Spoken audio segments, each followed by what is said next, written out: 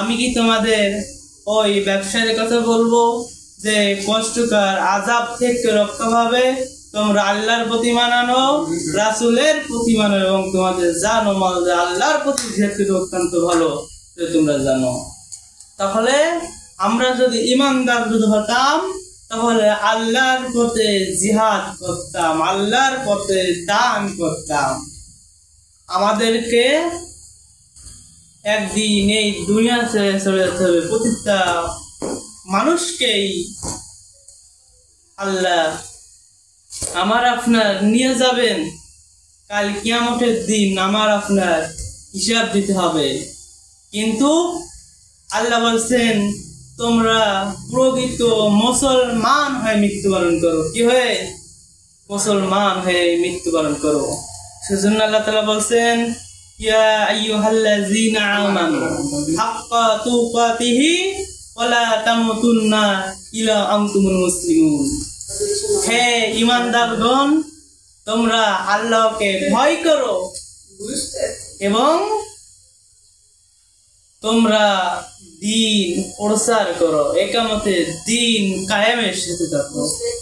ভয়, ভীতি, তাকওয়া সমস্ত কিছু থাকতে আমার ভিতরে। এবং আমি বলি আমি আল্লাহকে ভয় পাই, আমি আল্লাহকে ভয় পাই, কিন্তু যেখানে তাফসীর মাহফিল হয় সেখানে ওই লোকটাকে বেশি বাধা দেয়। যেখানে কোরআনের কথা বলা হয় সেখানে আগে বাধা, সে আবার বলে আমি আল্লাহকে ভয় পাই। কিন্তু কেউ যদি প্রকৃত আল্লাহকে যদি ভয় পায় একামতের দিন কায়েমের পক্ষে বিপক্ষে থাকতে পারে না। আমাদেরকে প্রকৃত ঈমানদার হইতে হবে, তাছাড়া কোনো লাইন নাই।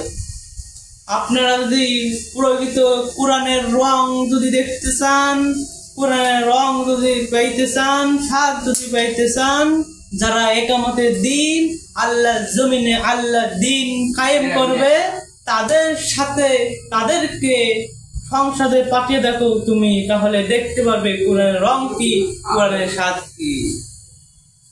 ভাইরা, আমাদেরকে এক হইতে হবে, আমাদেরকে একামতের দিনের সাথে হইতে হবে। বর্তমান অনেক দলের নেতাকর্মী দেখা গিয়েছে পাথর মেরে হত্যা করেছে, মানুষকে পাথর মেরে হত্যা করে মেরে ফেলছে চাঁদা দেওয়ার কারণে।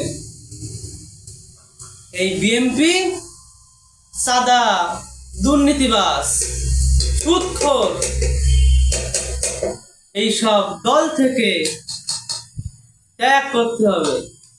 যেমন বাংলার জমিনে আওয়ামী লীগ ঠাঁই পাই নাই, চাঁদাবাজি যদি বন্ধ যদি না হয় তাহলে আওয়ামী লীগের যেরকম অবস্থা হয়েছে বিএনপিরও সেই অবস্থা হতে বাধ্য। আগের খুনি যেই পথে, তারেক জিয়াও সেই পথে। 1 2 3 4 তারেক জিয়া বয়কট। ভাইরা, আমাদেরকে কোরআনের আন্দোলনে শামিল হতে হবে, আমাদেরকে একামতের দিন কায়েমের পক্ষে থাকতে হবে। আমরা মুসলমান দাবি করি কিন্তু আমরা কাজ করি নাস্তিক ইহুদি কাফেরের মতো।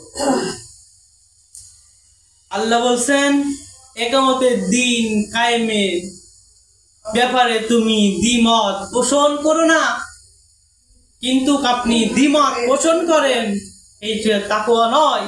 তাকওয়া পরিপূর্ণভাবে মানতে হবে আপনাকে। আপনি ভয় যদি পাইতেন তাহলে 5 ওয়াক্ত নামাজ পড়তেন। আপনি যদি ভয় যদি পাইতেন তাহলে এই একামতের দিনকে জেল, খুন, ফাঁসি, মামলা, হামলা দিতে পারতেন না। একামতের দিন আল্লাহ রাসূলুল্লাহ সাল্লাল্লাহু আলাইহি ওয়াসাল্লাম দেখিয়ে গেছেন, সাহাবীরা দেখিয়ে দিয়ে গেছেন কেমন করে একামতের দিন কায়েম করতে হয়। আল্লাহ কোরআনে কারিমে বলছেন ওয়ামা খালাকতুল জিন্না ওয়াল ইনসা ইল্লা লিয়াবুদুন, আমি মানুষ এবং জিন জাতিকে শুধুমাত্র কেবলমাত্র ইবাদত করার জন্য সৃষ্টি করেছি।